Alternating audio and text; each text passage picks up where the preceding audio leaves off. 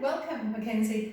My name's Lisa. I'll be holding a short session just about patient identification. So I wanted you to welcome. Okay.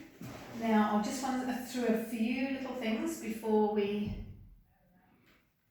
that's it. We'll just go through some fire and health and safety regulations here. Should you hear any alarms or there's a fire or any incidences, what I'd like you to do is just leave everything behind and just follow me. And we'll leave through this door here and follow the exit signs out of the building. Okay? All right. Also mobile phones. If you've got a mobile phone, please have it on silent and not ringing unless it's an emergency. And then just raise your hand and let me know that you need to go. Okay. All right. Now, topic of discussion today is patient identification. So we'll go through the outcome, and the outcome here. By the end of this session, you will be able to undertake patient identification checks and the rationale behind them. You'll be able to demonstrate your understanding and give a practical demonstration of the learning objective. Is that okay? Good. Cool. Alrighty. Now, what is patient identification? Tell me what you know. Well, it's very important that we're identifying our patients before we give any medical treatment to them, whether it's medication or assessments. We need to make sure that it's the right patient that we're giving our care to, our nursing care to. That's great. Terrific. Good answer.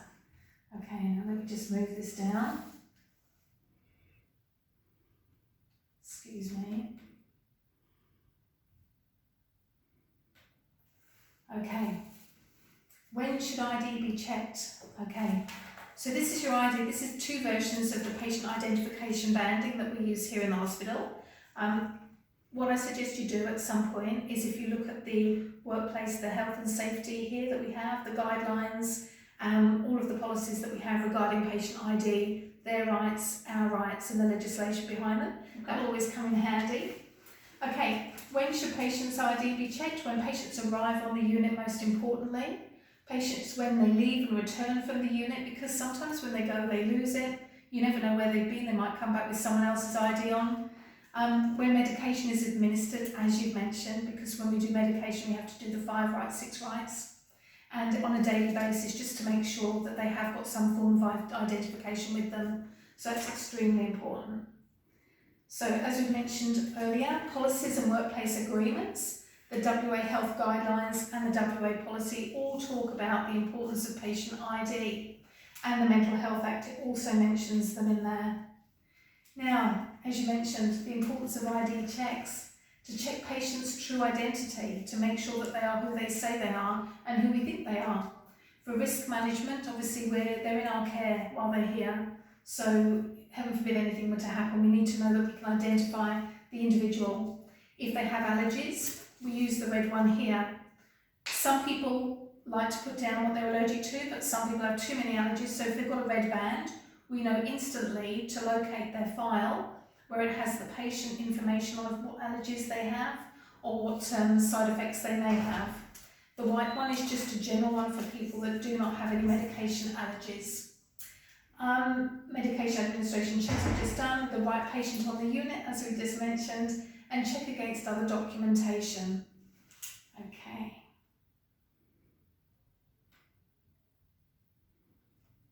What information should be present? What would you like present on a patient ID band? We need to know their full name and date of birth, and also their URN number. That's correct, yeah. We don't need to have their address.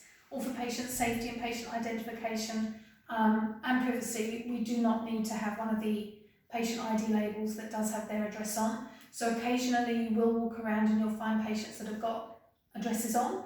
Yep. So those patient ID bands need to be changed as soon as possible so that they're not well known around the unit and it's all privacy. So 2 examples of patient ID, and we've got them here. We've got the red one and the white one. Easy to put on, easy to pull off, put the label underneath, stick back down, attach here. Once they're on, very hard to get off unless they're loose. So just make sure that you can at least get one finger behind. Okay, make sure that they are removed when the patients do leave, when they are discharged, and we just get rid of them in a safe place. So limitations. We've got lots of limitations to patients wearing ID bands.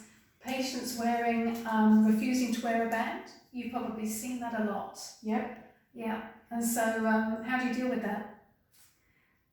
Try using negotiation skills because it is important that they do have an ID band. But we can sometimes maybe place it in a safe spot in the room and then confirm the ID with them every time we go in to provide nursing care. That's correct. Right.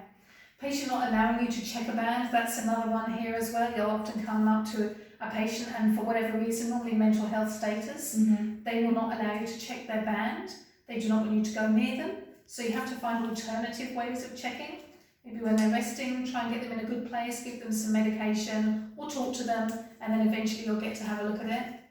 Patients removing the bands, that's a big problem here when they remove them. Patients wearing bands on different limbs.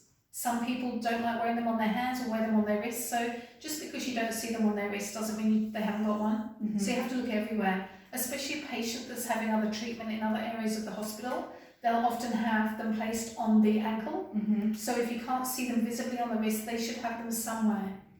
And the last limitation, that's a big one, patient arriving from other hospitals with their bands on.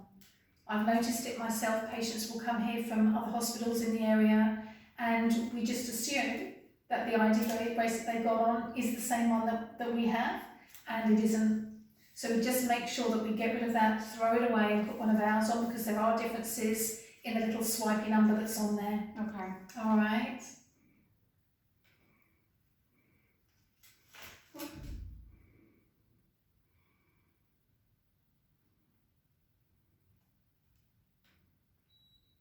Okay, hold on. Right, let's just do a quick reflection recap on what we've done. So we talked about the two main ID bands that we use here. You've mentioned the reasons why people want to wear them. We've talked about why you should have one on, and why it's important to have one on, and also the legalities with the policy and workplace practice. So we've discussed all of that now. So what we're going to do is a practical demonstration. I'll show you what we need to look up when we do this. Do you have any questions? No. Are you sure? It's very good. If you can think of anything. Now we'll do the practice now, but what we'll do is I will say, just to close up this session in the classroom, we're going to consider alternatives. Next time I might chat with you about alternatives to ID bands. Although they're great, there's a number of other areas that we could do ID better. Other areas, other hospitals may use photography, that's another option. Bearing in mind that mental health, a lot of people don't like pictures taken because they think we're going to store them. Yeah. So there must be other ways of doing ID. If you can think of any, please let me know. But if not, talk about it, and then if we have another session, we'll discuss it further. Okay. All right, so let me go. We'll go on to a practical demonstration at the moment. So this is your ID band. So if I just, I'll place it on a person that I've got here, who's, just for the sake of testing sake, they have got an allergy. So we've got a red band on them, and we'll just say for the sake of the training that the name and details are on there.